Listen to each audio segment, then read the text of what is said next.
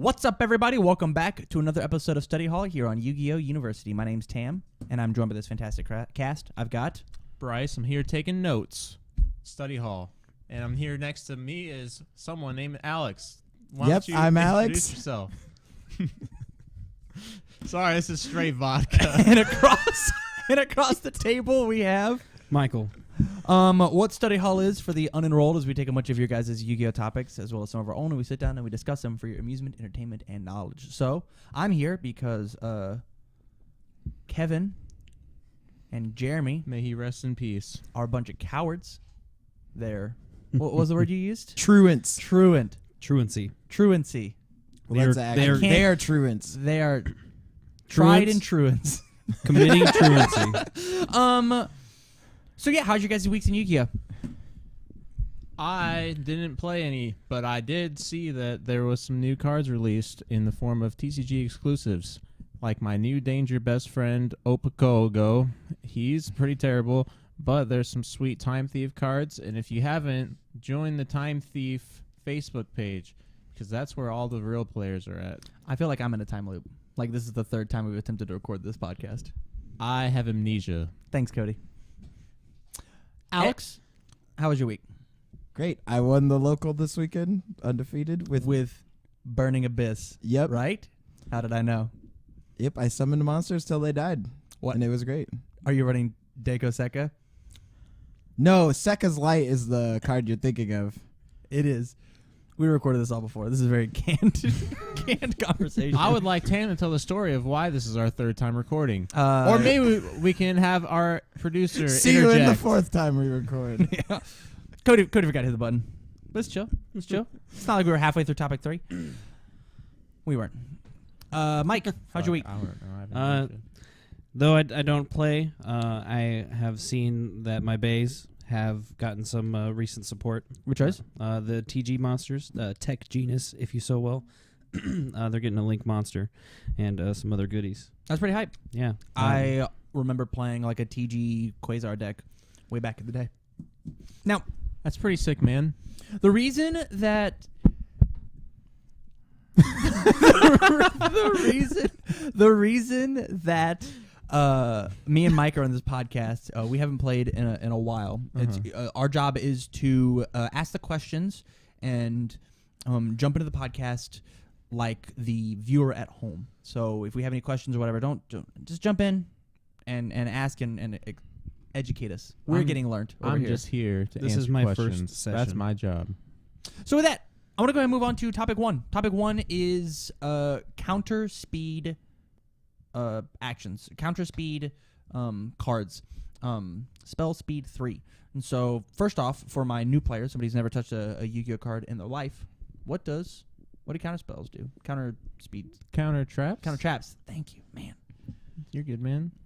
Should have done those tongue twisters before. That's what I'm saying. But a counter trap is A counter trap is a kind of trap that responds directly to a type of card, and it would usually negate it. And it is spell speed 3, which means cards under spell speed 3 cannot respond to it. So spell speed 2 being Quick quick effect. effects Yeah. or what's the There's lightning quick bolt play called? spells. Quick play spell. That was where the proper Yeah. noun I was looking for. A quick play spell. And then normal spell speed 1, slow ass. essentially you can only respond to a counter trap with another counter trap, meaning that unless you know that your opponent is going to play a counter trap, anything that you do with your counter trap is probably not going to get stopped. That's very counterintuitive. I don't want to say the word counter anymore. Let's try and do the rest of the topic without it. So, I'm kidding. Oh, okay, good. Yeah. How relevant is this in 2019? I've been to locals like 3 times in the past month, and I haven't seen any. Well, these traps with the little arrow symbol, I can't remember what they're called, but Stop. yeah, they're pretty shit. They're really slow. Yeah, you gotta set traps, and then there's new traps so you can play them from your hand, or just set them and activate them immediately. And those are the good ones. And if you can't do that, then you should probably just quit. Alex, thoughts? My favorite counter trap right now is Red Reboot, which counters trap cards and says they can't play trap cards for the rest of the turn. Red Reboot. Yeah, you pay half your life points to use it from your hand to respond to a trap card. Do you think traps should have been designed as hand traps to begin with? Do you think that would have made the game better or worse? Maybe make them a little less powerful, but like they're truly traps as opposed to whatever. I think in the beginning, I think they were good as they are because they're slower, but they have a bigger upside than like something like a count or a quick play spell or something like that. But anymore, unless you're playing like a dedicated trap deck that has a bunch of stuff meant for taking the game to multiple turns, then I don't think they should have a place in your deck unless they're searchable. Unless they're searchable. Yeah, because then you could get away with playing like one copy and then search it as the defense for your aggression. Okay. You mean like and this is throwing it back. Infernity. Infernity barrier. Yeah, that card is searchable. Mm-hmm. Yeah,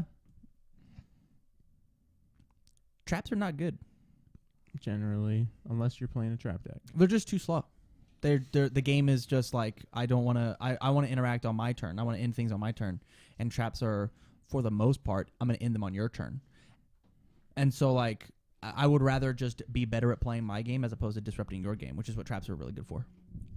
But in some instances, that sort of play style can be better than wanting to do everything on your turn, like the more interactive.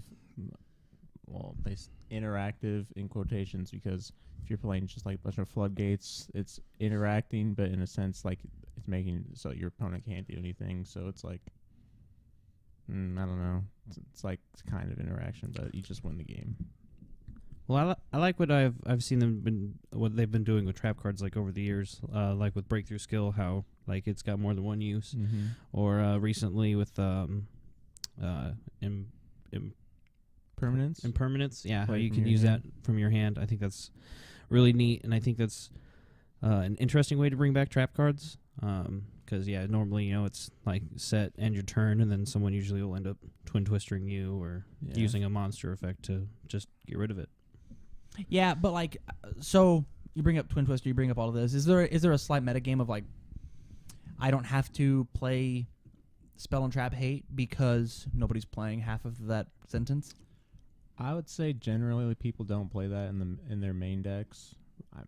In some instances, depending on if the metagame is more like slow and less combo, then I would say some people do. I know specifically earlier this year in Europe, they would play Twin Twisters in the main because they didn't have like Summon Sorceress after the ban list, so like the combo decks just weren't nearly as relevant, although still quite good. But people would, in those sort of scenarios, I think people cut hand traps for like Spell Trap Hate. So usually it's like one or the other, or people play like a mixture of both, but it's like less consistent to see one or the other then. So the last point that I think that I could possibly come up with is we have a new version of counter traps.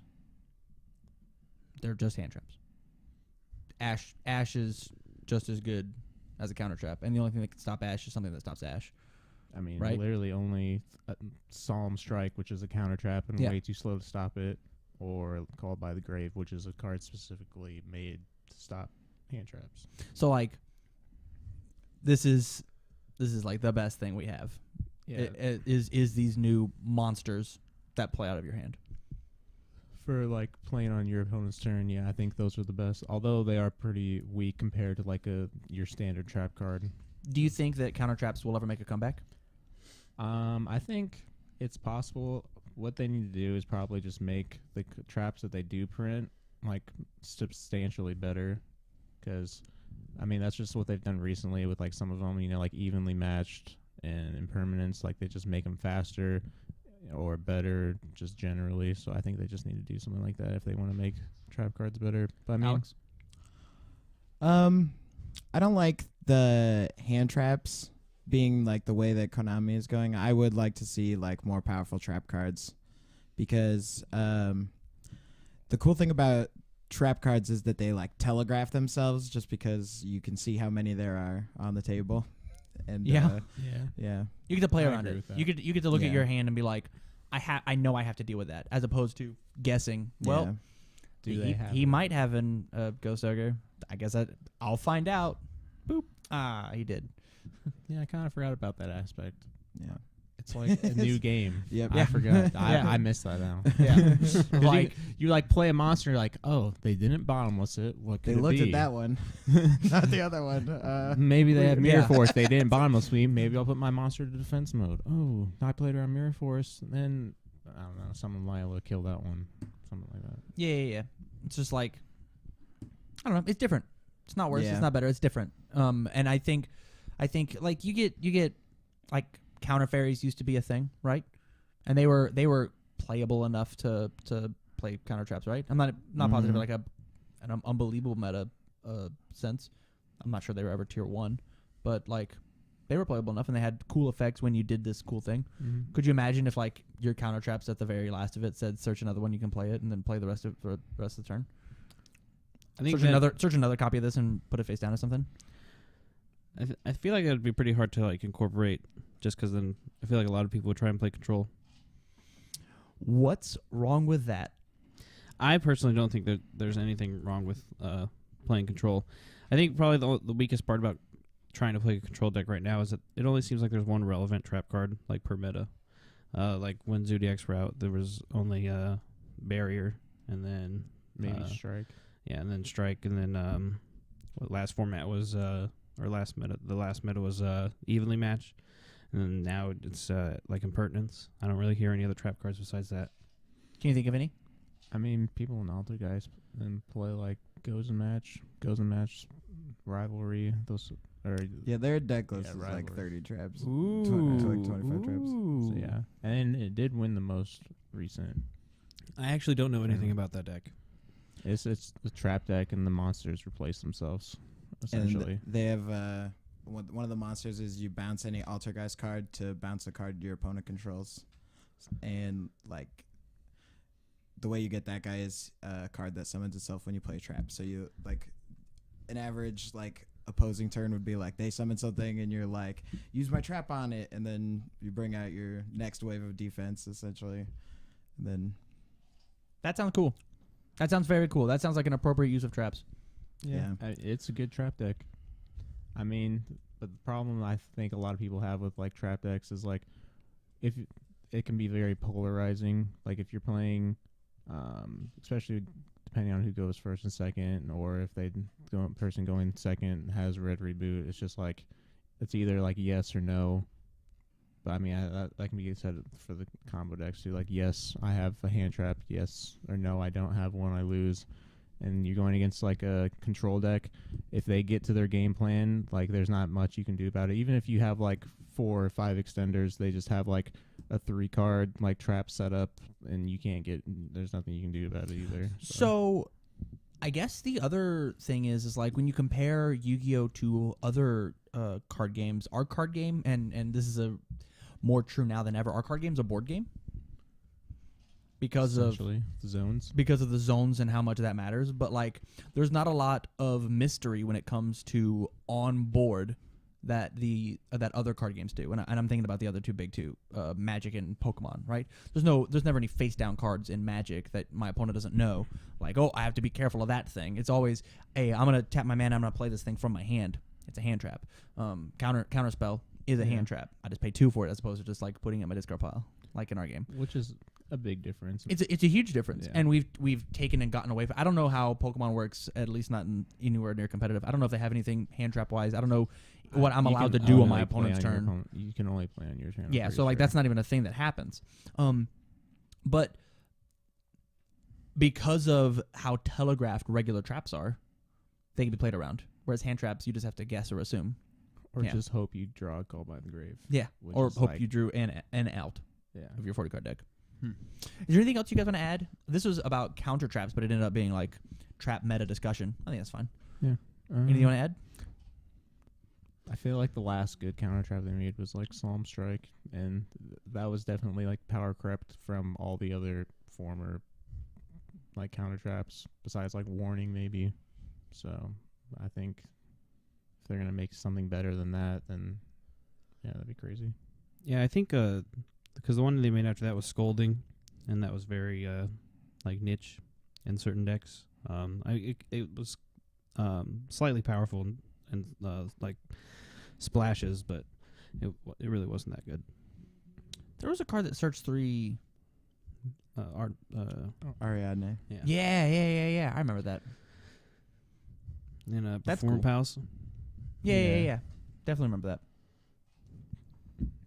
It was cool, but it was a bummer. Yeah. Totally. You draw that with Luster, you just add 3 counter traps. Nuts. Neato. So with that, I think we're gonna bring this. Alex, anything? Nope. Sure. Traps are cool. The last cool regular trap was Dimensional Barrier, and then they nerfed it by making Link Monsters. Yeah. Because Dimensional Barrier says list or declare a type of monster, and your opponent can't, or like Synchro Xyz Fusion, and then they can't make that. Can't make but that. then Link isn't on that card, so. Whoops. So with that, that's another good topic. I'm gonna write that down. I'm gonna write it down after the break. With that, we're gonna jump into topic 2. What's up, everybody? Welcome back to another episode of Study Hall here on YGOU University. My name's Tam. I'm joined by this fantastic crew. We've got Bryce. Alex. And Michael. what Study Hall is for the unenrolled, is we've taken a bunch of you guys' Yu-Gi-Oh topics as well as some of our own. We sit down, we discuss them for your amusement, entertainment, and knowledge. So with that said, we're jumping to topic 2 of the week, and that topic is how should a meta work? How should a format be defined? What are the things that make a meta healthy? I'm going to start with Alex. With what make them healthy? Yeah, well, what makes a meta healthy? What do you have to have? I kind of flip-flop between two like thought process on that, because I like it when there's a lot of decks and it's like balanced, but I also like when it's like maybe like a 2 or 3 deck like top format, and then you can really get into like the intricacies of those I like it. interactions. Bryce, what about you, man? Yeah, I agree with what Alex said. There's like 2 different types of formats. I would say like a very diverse and more, and then like less diverse with more powerful decks that are just better and they're harder to beat. Okay.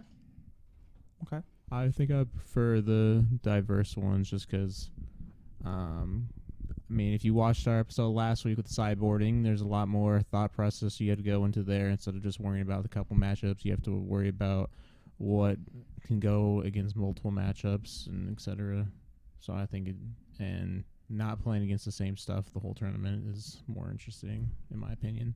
I think really solid playtesting, so that I'm okay with a paper rock scissors format where we have like 3 main decks and like they kind of beat each other. That's fine, as long as my rock isn't massive and my paper is really small. I want this format that my 3 big guns are fairly equal. It very much feels either paper rock scissors, and I had to outplay you in order to get that win, or have it so diverse that, man, I'm not exactly sure what your deck is going to do. I get what like 20 of the cards are, but the other 20, they're a mystery, and that's what I have to play around. I think that sounds very, very fun. Mike. Me personally, it's nice to see like a really diverse format, because it just means that like nothing's getting power creeped on like too much. But I personally like the rock paper scissors formats where, you know, A beats B, B beats C, C beats A, etc. Usually, you know, it's like control, combo, and then something usually degenerate. Like something usually degenerate. I think we're looking for like a mid-range. I think like a really fun grindy mid-range deck would be super fun, of like constantly having tempo and pushing for that incremental advantage. I think that sounds like a really fun game of Yu-Gi-Oh! But at the same time, if I can just like swarm out a bunch of dudes and you break my board and I lose, I think that's totally fine. Or I'm slowly playing the game, just having like that. I think that kind of paper rock scissors is really cool. Even if there's like, hey, there are 2 decks that do this really aggressive thing, and 2 decks that do this really mid-range thing, and 2 decks that do this really control-y thing. We play that way. I think it's a nice format. I actually think Yu-Gi-Oh! Is different than like most other card games, in that there isn't like the control versus mid-range versus like aggro in that kind of sense, or combo. I mean, there's a lot of combo decks, but if you like look at the past format, like one of them I think of for rock paper scissors is like Shadal, BA, Cliff Fort.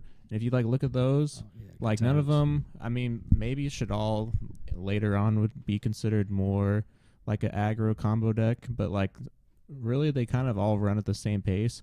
But it's just like how the cards interact with each other is how the matchups play out, not just based on tempo, which I think is more interesting. Then it's not just like black and white, like every format is the same.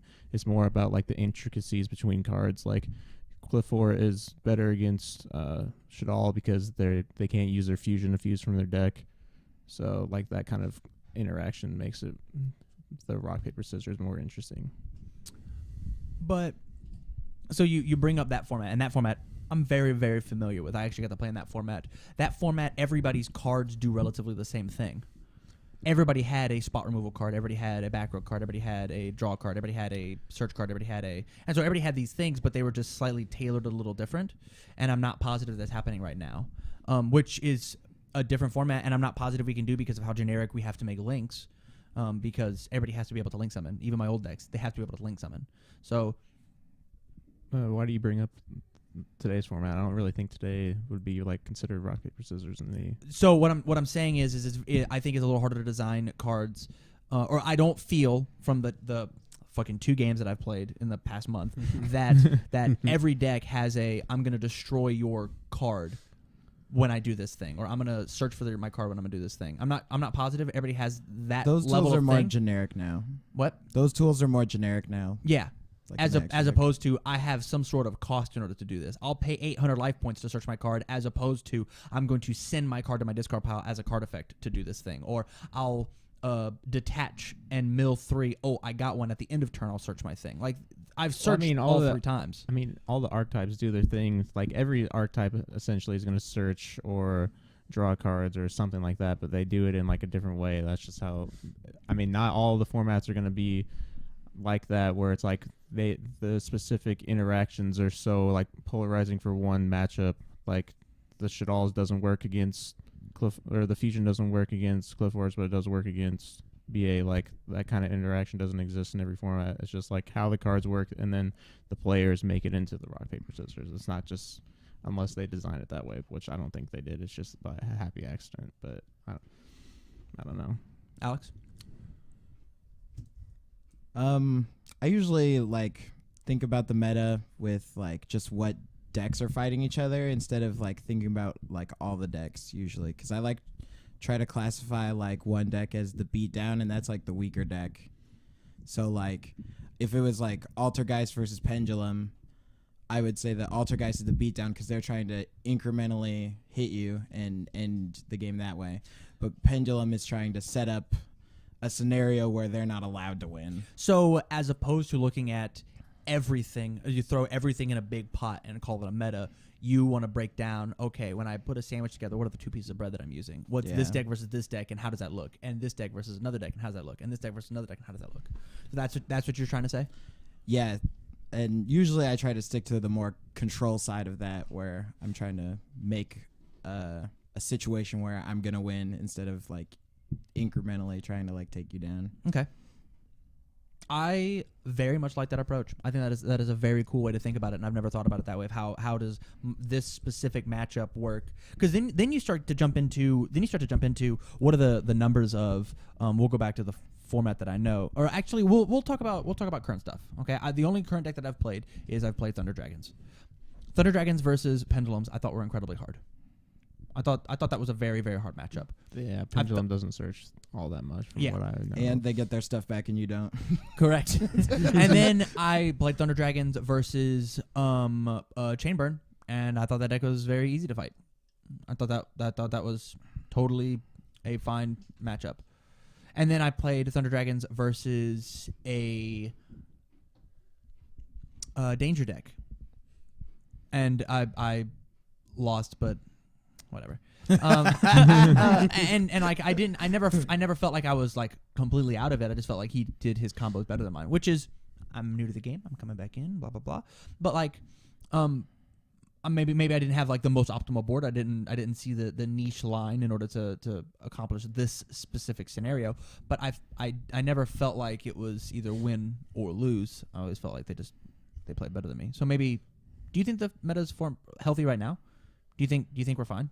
Yeah, I think it's fine. Yeah.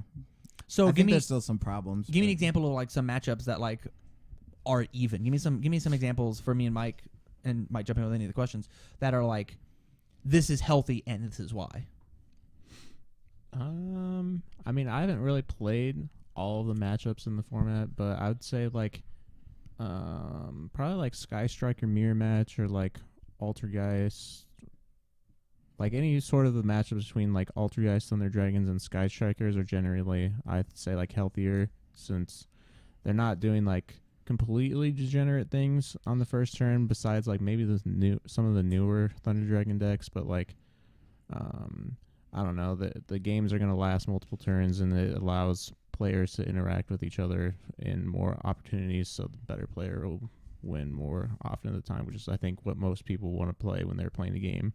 Not like I just play my cards, but like we play in a scenario where I think that I can win the game because I'm doing things that I think is better, which I think was what most people want to do. Alex? Yeah, going along with what Bryce said, it's cool when both players' cards matter, right? Yes, So, very much so. All like- cards matter. All cards should matter. That's why you picked them. That's why you play them.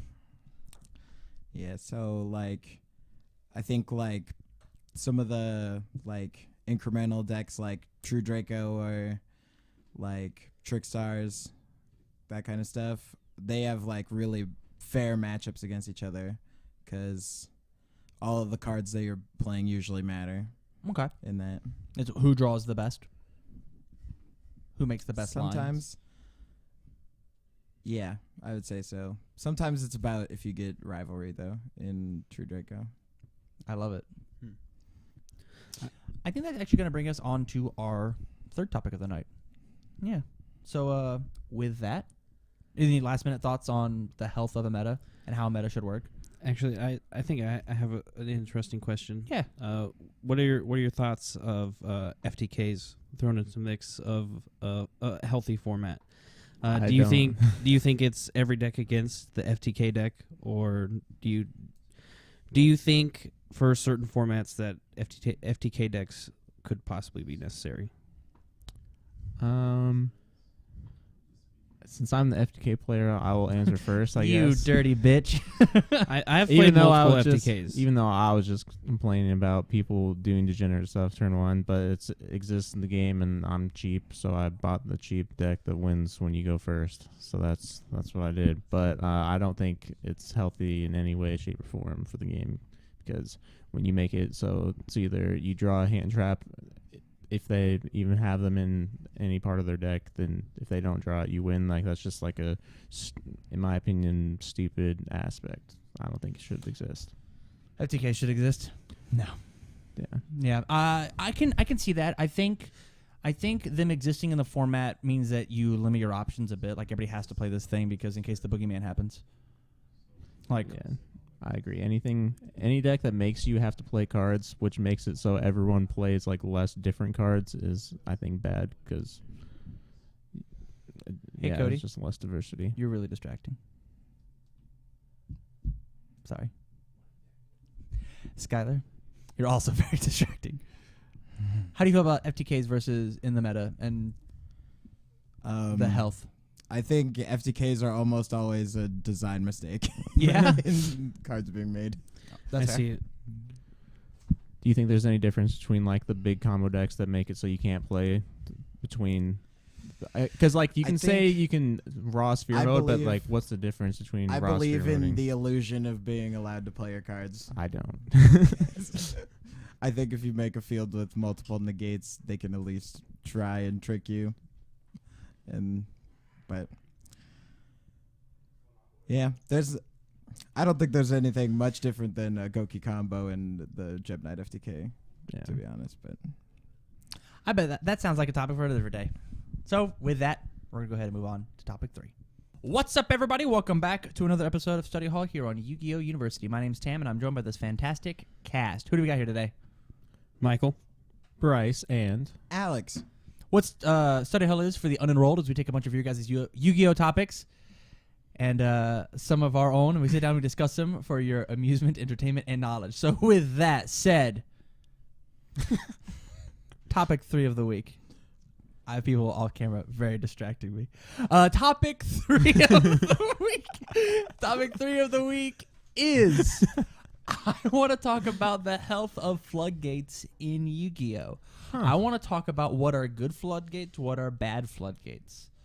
Yesterday, I'm pretty sure that we ended with us talking about rivalry, correct? yes. That was like one of the last words we said, I believe, before the FTK conversation. Yep, sorry. That's okay. No, add to the conversation. I want that. Just let's ruin my segue. But what's a healthy floodgate? What's a non-healthy floodgate? How do you design a healthy floodgate? Take it away, gentlemen. I think that a healthy floodgate, maybe not right now for this format, not that it's healthy or not, but I think a well-designed floodgate, and I've always felt this way, is skill drain. I mean, it costs 1,000 life points, and it only affects monsters face up on the field. I don't know. I don't think it's relevant, but it doesn't.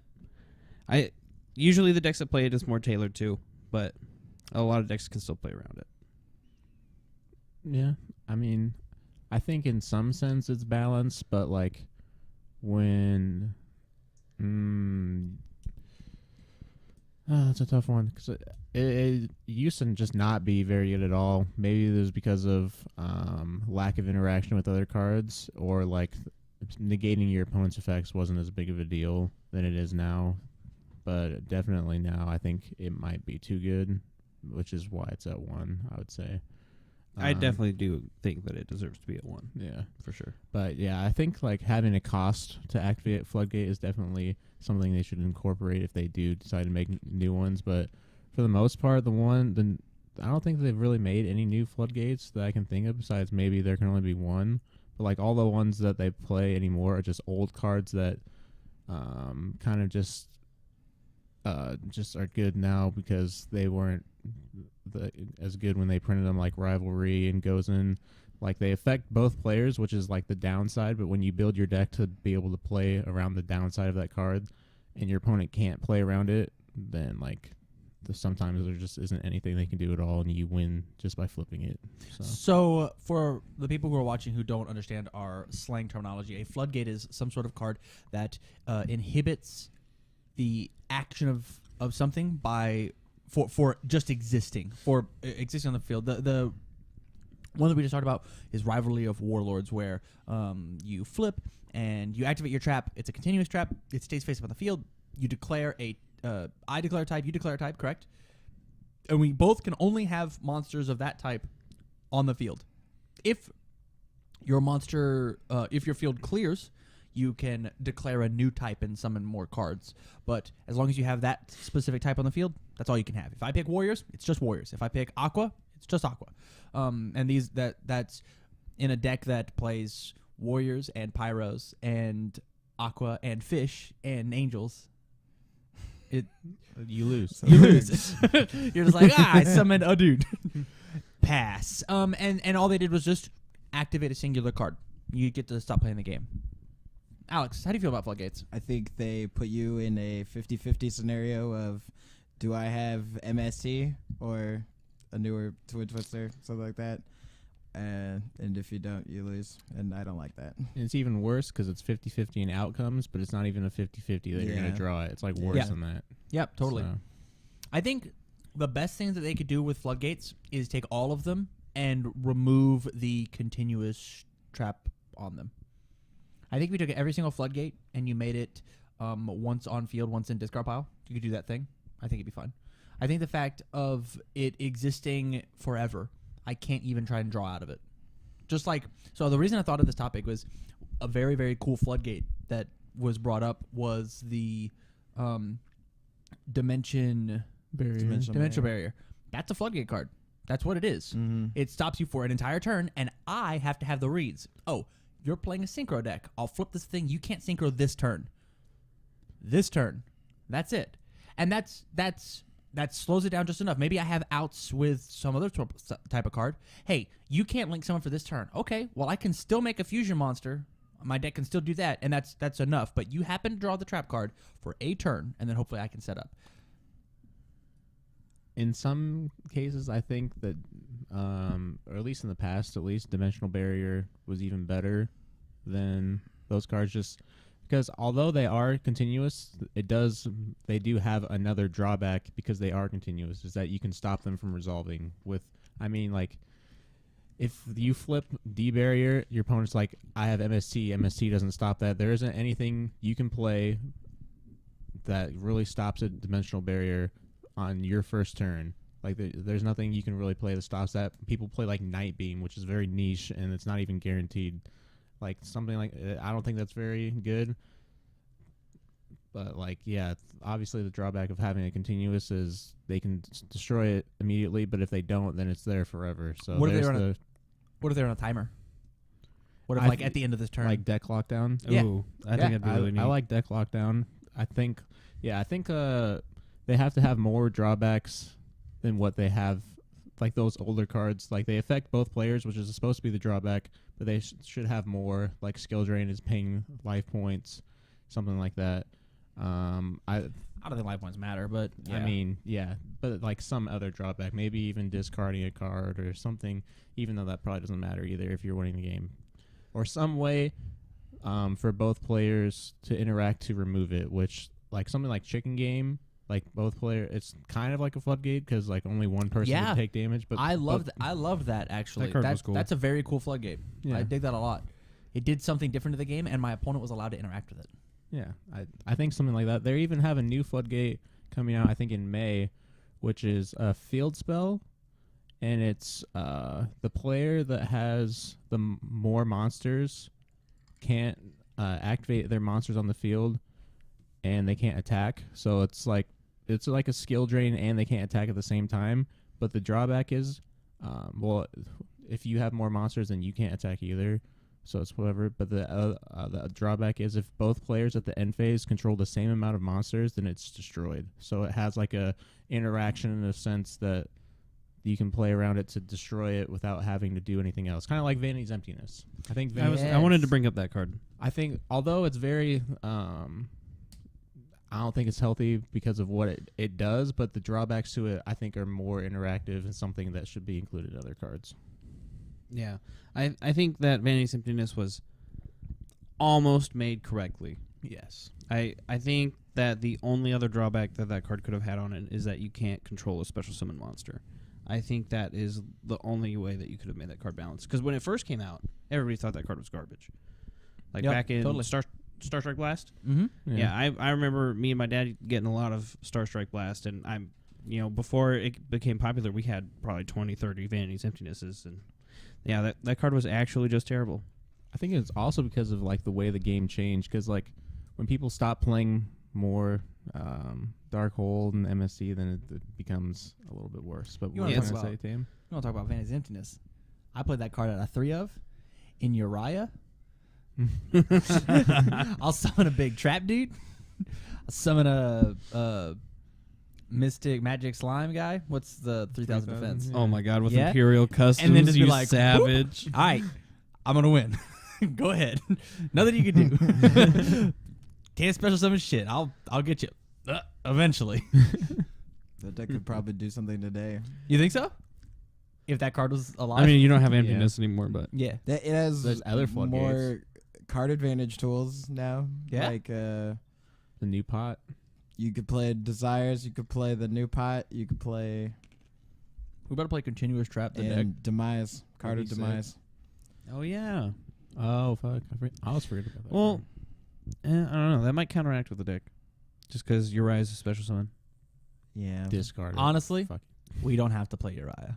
that wasn't the good part. It's okay, a we're playing continuous trap deck. 40 continuous traps, folks. Hit us up with deck I lists. don't know about that. Hit us up with deck lists in the comments. We got to have a Dude, that should be a mask topic. of darkness. That should be our next topic, which is build that deck live. Put my traps back in my hand, obviously. the like infinite wild What? coup It's combo. a flip monster. But you draw a trap every turn. Yeah, but maybe I wanted an old one. Dude, what's I the one see. card where you Consistency. send something on your field and then you negate their battle phase? It's a continuous Scrubbed trap. Raid. Yeah, I that love card. that card. Yeah. Scrubbed Raid is awesome. I used to have Is that a floodgate? Yes. Yeah. That's Yeah. that's a Against healthy attack. floodgate. a continuous trap card that says you can't do this. See, like you guys come up with good ones, like they've designed fine ones, but Very then they're just balanced like, ones. Balanced ones wouldn't get played though, I think. Right. Well, no, Like Scrubbed Raid. agreeable. So the point is like, eventually, Jonathan Konami, the owner of YGOU, I think that's the president's name, right? Your father. My dad. Hopefully, he'll watch this podcast and he'll be like, "Wow, that's a really cool idea. Maybe we should balance the game." What do you guys think of anti-spell fragrance? I always thought that card was balanced. I very much dislike it. As a pendulum player, As a pendulum player, I very much dislike it. Like when the card was made, they didn't anticipate for Very fast deck. That's- very fast decks, but they also didn't anticipate monster spell cards. yeah. Yeah. And once Nobody they, did. Eventually, Nobody It's did. gonna fuck some people up. the funniest part was when they came out with them. Literally everybody was asking, okay, well, what's up with anti-spell fragrance then?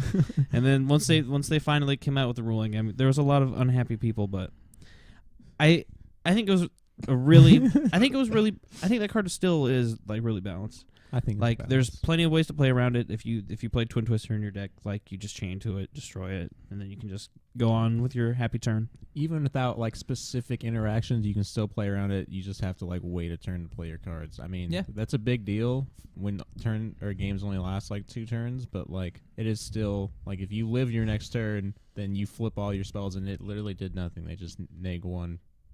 I don't know. Yeah, and I'm like, there's been plenty of games that I've played at least where I side in anti-spell fragrance, and then like I need, like when I was playing ABCs for example. Okay, all right, well I need a Union Hanger. Oh, I have an anti-spell fragrance out, so I can't play my Union Hanger this turn. Looks Oh, like I shit. lose. Yeah. And so I mean, it's awesome. I get to lose against my own floodgate card, but that's floodgates. Exactly. And that's as how it should Konami be. intended. Yeah. It's a very balanced floodgate. Alex, any thoughts? Not about anti-spell fragrance specifically. we don't have 30 minutes for you to Imperial rant or about that? I don't like floodgates. that. You just at all. You don't think they should exist? I don't think that's the right kind of defense you should have in a game. Okay, so what's the right kind of defense? Um, How would you make a interaction good floodgate? based? Well, I You just wouldn't. yeah, I like the traps that are like Solemn Strike, where it's like kind of a floodgate against monster effects, but that's only in the sense that you're afraid of it one time and Ooh. like you'd be careful about what you're doing because you think that's what they have, but Okay. but like once there's just like they flip it and you just feel bad for 20 minutes. Yep. That's not what I'm into. You just you've got like a midnight fridge syndrome where you shuffle your hand and are like, these 5 cards won't do it, and you shuffle your hand again and be like, they still not gonna do Yeah. it. Just open the fridge, you close it and open it again. It's like fuck. Yeah. I don't know. I just like I think like the most balanced form of defense in Yu-Gi-Oh is the cards that say you can't take damage this turn. Oh yeah, Okay, yeah, I'm Because- super down. Yeah. I love those as baby floodgate cards. I Yeah. actually, for my next deck for locals, I actually want as many of those as I can find. Final countdown. No, Exodia, Oh. but it's gonna be a real bitch with Thunder Dragons. But we're gonna roll the dice. It doesn't stop drawing. It does not. You're Yeah, right. so you just keep duality out of Yo. it. You can play yo. 3 Sangan in 3 Witch. No, the You- Thunder Dragon But still like beats Thunder that. Dragons You left. just Yeah, side don't those. care. Just side those for Just if you don't care. Or Let's side go. them out. Let's go. And you limit reverse, put your Sangan into defense mode, or just You just need like, to oh be my able to God. special summon I love Sangan that and then card. Inferno Reckless summon to get all of them at the same time. Okay. All right. Okay. Wait, no, Sangan's once per turn. yeah, they're once return. Dang it. Is I was it? like imagining you could Yeah, crash. they Oh, are they're right. balanced. Man. They're balanced now. No. Yeah, that's why they're allowed. No. Neat. Any last minute thoughts on my Exodia deck? Not Floodgates. We're changing the topic. I think you should play the Mystic Piper Exodia. That's just my opinion, though. I have 3 Mystic Pipers. We'll talk about it off Okay, camera. sweet. Anything about? Oh, Exodia. We'll talk about Floodgates. We'll talk about Exodia the next topic, I guess. I don't know.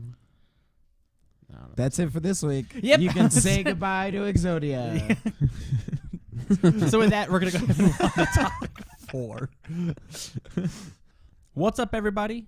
Welcome back to another episode of Study Hall here on YGOU University. My name's Tam, and I'm joined by this fantastic crew. We've got Bryce. Alex.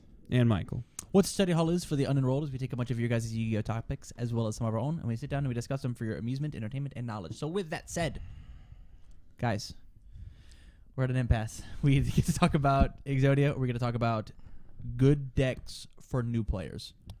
Make a vote right now. Exodia. Exodia. I don't actually get to have to ask you. What do you want to talk about? I wanted to know what deck I should build. Okay, well, actually, But it sounds like I should build Exodia. You're gonna build Exodia. So here's the question. First and foremost, Exodia the Forbidden One is a meme, not just in the card game community, but you hear Exodia the Forbidden One from the normies out there. Oh, yeah. Like they everybody fucking does. I've seen bitches on Instagram with Exodia tattoos. All right. What? Yeah, absolutely. Right on her butt. Talking about obliterate. Yeah. Wink. So here's what I want to bring up. I want, first and foremost, is Exodia playable right now? And then second, let's have some good Exodia stories. I'm positive everybody here has had an experience with Exodia. Oh, fuck yeah. Everybody here has had an experience with Exodia. Let's talk about him. All right? He's the forbidden one. Let's bring him out of the closet. Let's do a positive and negative experience with Exodia. Yes, I'm super down. I'll say my negative first. Now hold on. fuck. Is he meta relevant? Do you believe? So this all stemmed from He's been played at Worlds. He's relevant. from yesterday's conversation. 3 years ago. If you liked that, I said that I want to bring Exodia to locals, and I would like that to make my locals deck from now until the end of time. I believe that's my goal, is to obliterate some little kids. That's what I'd like to do. Obliterate little kids. Obliterate little kids. So, yeah. How do I make this deck? Is it relevant? Do we do it? Well, there's plenty of draw cards you can choose from right now. So many. And plenty of stall cards. So many. And that's And all I- you need. I still don't think it's relevant. You still don't think it's relevant? Unfortunately, no. Because Exodia is a neg 5. Just And- off the bat. Neg 4. When you get that 5th You just- one. Oh, that's Feels true. so Oh, good. as soon as you get that fifth one, it's plus 40, dude. All right, yeah. You got me there on the Exodia theory. You gained all the time your opponent spent playing the game. Yeah. You just took it away from him. Yeah, man. You just steal the joy out of the game that they just played. Do you think Exodia would be relevant if we had a mulligan condition? If I could just like shuffle, oh man, I drew 3 pieces. Zoink. If you draw less, no. But if you draw the same amount, maybe. I Okay. mean, there's no Trishulas running around in the format.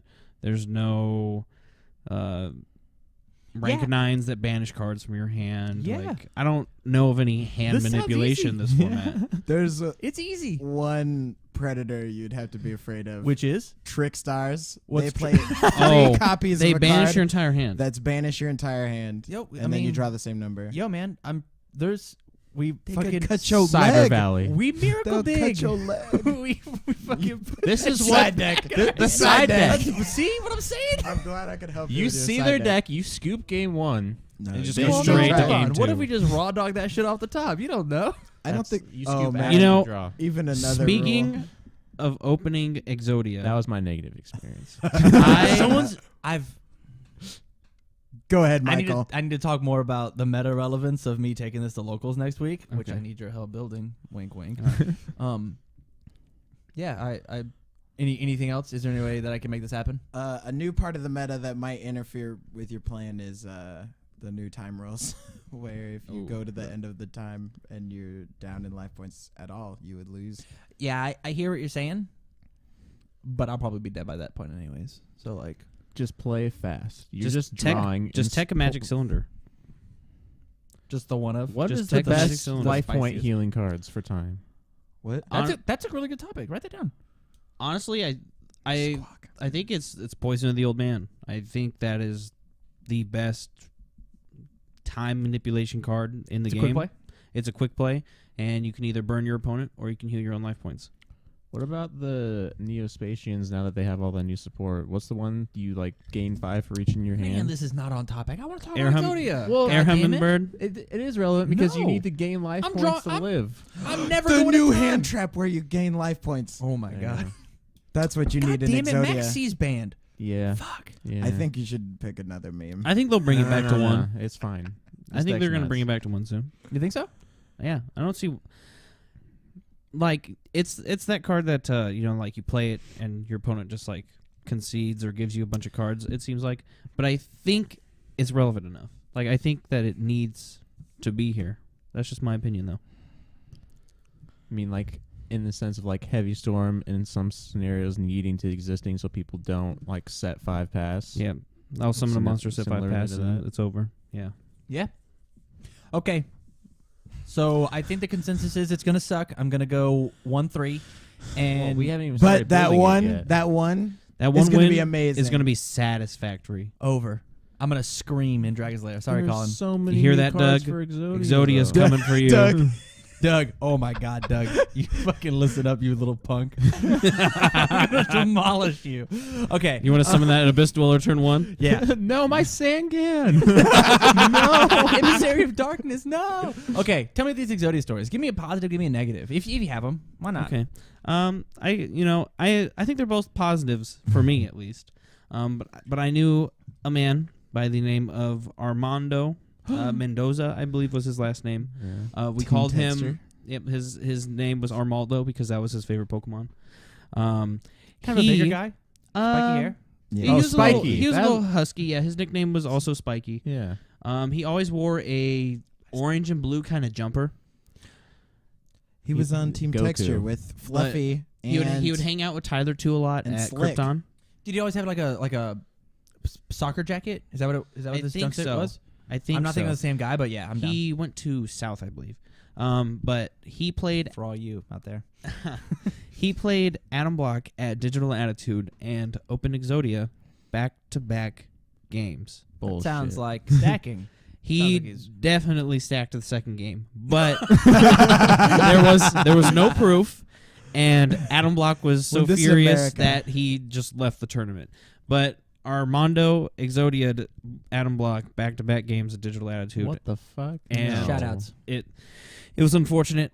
If either of you were watching this, good luck, bad luck. We I'm need sorry. to have Spiky as a guest. He can give us the deets. The- How did he Those stack? sick How did he beats. do it? So I guess that would be a bad experience. You know, Um, you know, of all the things that I want to teach on this university show, how to cheat's not one of them. Actually, that's crazy. But that's how you learn to prevent it, is by knowing how to do it. Man, the mind games. Interesting. And a good story. I used to play Heart of the Underdog Exodia, and I absolutely loved that deck. And I don't. It might have been rumors, or someone just was mad at me. But I heard that reload not being able to trigger anymore if you use it in your draw phase with Heart of the Underdog, and I'm pretty sure that's not true. I'm not sure about that. But I loved reloading 20 cards in my hand and then drawing another 10 and then just dropping Exodia. And all it took was for me to get past 30 vanilla monsters to get to my Heart of the Underdogs. Where are my boys at? and my reloads and my magic mallets. That deck was really fun. I've played a lot of different Exodia variants, and I'd have to say that one's my favorite, just because of the sheer amount of RNG.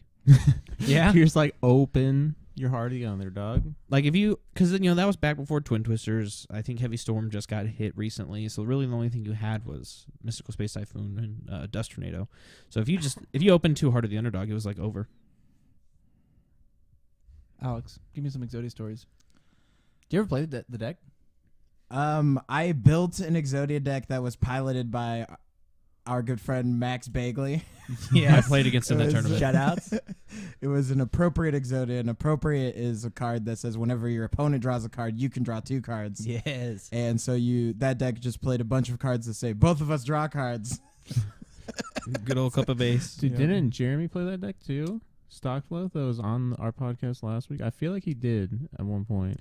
I remember playing against this deck, and you were piloting it, and you played Cup of Ace, and I was like, "What does it do?" He says, and you were like, "I'm gonna flip a coin, or you can just draw 2 cards." And I was like, "Okay." And he's like, "I'll draw 2." And I was like, "What? Oh, what?"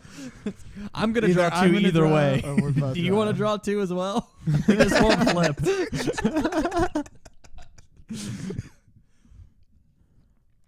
And then, so that was a positive story. Yeah. And then, what's a negative story? At a tournament in Mark's old shop in Millard, Exodia happened to me, and I don't have very many specifics about it, except that I was upset. Oh no. He's the ultimate BM, dude. Yeah, Because you sit down across and you look at you see an Exodia play starting, and you're like, I've got this. Easy pickings. And it's yeah. And Oh then no. it's the 10th minute of them drawing cards where you're like, Maybe I don't. might not be Getting a little worried. Bruce. Oh yeah, my negative was just someone that they drew Exodia on me. Just flipped their hand over. Like I went first, and they're just like, "Hey, look at this." It was even during your turn. Or like you're halfway through your combo and like, is this good? Was this it? I just remember I cut his deck, and then he just drew 5 pieces of Exodia. That's so nuts. Yeah, that was fucking insane. That is unfortunate. Yeah, it was pretty unfortunate, but I think I was only like 10, maybe even younger. So he cheated. I cut his deck, but possibly He cheated.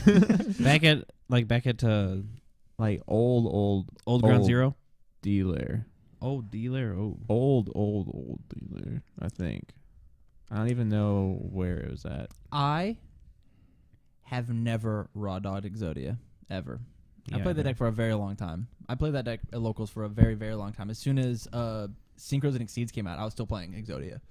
I had the sickest Exodia deck where I would synchro summon with Sangan and it would go to the discard pile and I'd catch my search, or Emissary of Darkness, synchro summon. It was so fun because like I'd make Trishula in my Exodia deck. And if it didn't work, I'd just kill you with a Trishula. Like I won games with life points because like I had like a full extra deck that mattered. Like Life point gain. yeah. No, I would kill them. Uh-oh. Yeah, Sick I would deck. kill them with my sick Exodia deck, or I'd accidentally draw the pieces. You know, I'd accidentally draw Exodia. like why would I wait for you to send my monster to the discard pile when I could just like I don't know call the Haunted this thing back and make a Bryonic search a piece. Now And then I'm gonna discard my piece. To yeah, get rid of man. your guy. Yeah, and then I'll kill attack you. you, and then kill you. it's like I'm just over here trying to plus, and then if I accidentally draw 5 cards, you know it happens. Got a negative story? Oh, that was that was my negative. Positive I guess story. I played a couple different Exodia decks, but I think my favorite one was like the Dimension Fusion Spell Economics one. Oh, with the Cyber Valley, I really loved that one. I thought I was a genius because I thought I figured it out on myself, and then someone came up. And then there was just like a better way to do it with like the burn one, whatever. Oh, the Princess of Ohm. Yeah. Yep. So you don't have to play Exodia. So I was like, dude, you can just play Spell Economics and loop your DMOC. Yeah, and I thought it was nuts, and then I was disappointed when someone found a better way to do it. I remember when you showed me that deck. I went home and I built it. Yeah, I thought it was so cool, but I remember I played it at locals, and then it didn't do very well. I think I might have went like 2-2 with it, but it was still just really fun. I don't know, because it was really cool because you could like banish your pieces off of Lure and then still add them back with Cyber Valley, which is nuts. My negative experience with Exodia is having to draw 2 cards when Exodia is the last piece of your deck. It's real rough when you're playing deep draw Dragon Engine with Super Rejuvenation. And you played an upstart before. Yeah, and you're just like, I'll draw 6. You've got 4 left, Tam. I guess this is how we do it, huh? And you like go to the judge. You're like, Jody, this is bullshit. I drew my fucking Exodia. It says I win. and then Jody's like, man, I don't know either. It should be a draw. I gotta look it up. I guess I fucking emailed Konami. I did. How did that go for you? And they were like, yeah, you fucking lost, idiot. No, I went back to Jody. I was like, hey, good call, man. I lost. I deserve to lose. He didn't text me back, but you know, at least I did the right thing. I let my judge know that he made the right call.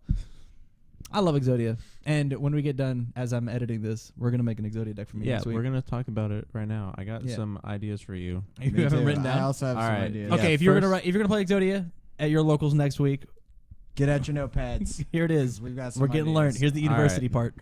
My first idea was the Treasure Panda. Man, I don't know what that is. It's you banish a spell card from your graveyard and you summon a normal monster from your deck, and you can do it as many times as you want. You can. Or As you just- as many times as you have a thing. Okay. To banish. so yeah, you can just summon all 4 of the normals out of your deck with it. And how do you get them in your hand? You get them into That's- your graveyard and use Exodia Necros. Yo, nope. That card's real bad. I don't remember. There's That card cards gets that killed add by man-eater bug. Yeah, that card's real bad. backup soldier. Nobody plays that anymore. That's Back- a trap card, though. Yeah, it's a trap card. And if you look at Remember, trap cards are bad, folks. yeah, Yeah. I mean, yeah. unless you can play that trap card from your hand, which makes it a spell card. Fucking whatever. Or a hand trap. DeLorean. That's how you get him back. The Ice Barrier Tiger. Mm-hmm. Okay. My second idea that I just came up with was my Neos Exodia deck. Because there's the new fusion that lets you like draw 7 cards, isn't there? Well, and then you get to play That does like sound Space good. Gift and a bunch of Covert bunch of Contact. draw cards, yeah, and then Space Gift. You draw one for each different name on your field, isn't Yeah. it? Yep. So yeah, I feel like that could be pretty good, but it's more like a combo draw deck, and it requires them to have cards. I think I'm not really sure. Space Here's Gift? the worst No, part about that's these for cool Covert combo Contact. decks. Yeah, I'm playing 5 dead cards in my deck. I'm playing a 35 card deck, but 5 of them suck. then play a 50 card deck. That's Oh man, what a good idea. No, that's real bad Why? because I need to draw 5 cards. And what happens if it's the last card? If my combo draws 50 cards, why do I care? If I'm playing Sangan / Witch of the Forest / Emissary Turbo, and I win by drawing my combo pieces instead of Exodia, would I rather draw one of my 55 combo pieces or my 1 Exodia piece? Maybe you want to draw 1, but most of the time you want to draw a combo. Maybe 60 card Exodia is good. Who knows? get that extender. Yeah. We're gonna find out Math. tonight. We're gonna do nothing but grinding out these games. I'm not gonna Number edit crunching. this. All we're gonna yeah. do is grind it out. Hell yeah, I'm down. You know what else I'm gonna do? Google Exodia 2019 No. meta on YouTube. YouTube. There is another sick card that just came out like last year. Yeah. It's you banish the top 3 cards of your deck, and then in 3 turns you add them to your hand. Whoa. I'm not gonna last 3 turns though. If you're playing a stall deck, Well, you can if Maybe. you're playing like Swift Swift Scarecrows and such. Threatening Scrubbed Roars. Raid. You don't want to do Swiss Scarecrow.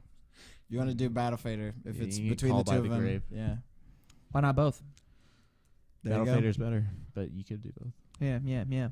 All right, with that, I think we're gonna bring this Exodia talk. This is the most fun topic we had like the whole time we've been on because Exodia is hype. Exodia is sweet. Exodia is like there's a story. You could gather a crowd with an Exodia deck, Sure. especially if it's not some lame. I'm gonna draw 40 cards Exodia deck. If it's like a, If it's a nail biter deck. yeah. And that's what I want. But in order for me to fuck up Doug next week, I don't think that's what I can play. We're coming can't for you, play Doug. Sangan. He's gonna summon Dweller. He has to blind summon Dweller. I think it's, He has it's to. what he has to do. So with that, I think we're gonna bring this topic to episode to a close. Thank you very much, gentlemen, for being on a podcast. Thank you for filling in. Kevin and Jeremy were not here. Mike, thank you for jumping on, even though you haven't been a part of it. Thank you, Tam, for jumping on, even though you don't know what you're talking about. And And the only knowledgeable part of this podcast was the last topic where we talked about Exodia decks. So with that, if you like the content, please go out to patreon.com/TCG University. Throw us a couple bucks if you have it. If not, just the standard YouTube stuff, like, share, subscribe. I keep posting these out on like Zodiac. Is there a better place for me to put these? Like Zodiac's like the only place that I know. Is it like Zodiac's a bunch of memes, but like We'll talk about it later. perfect. So with that, stay tuned, everybody. See ya.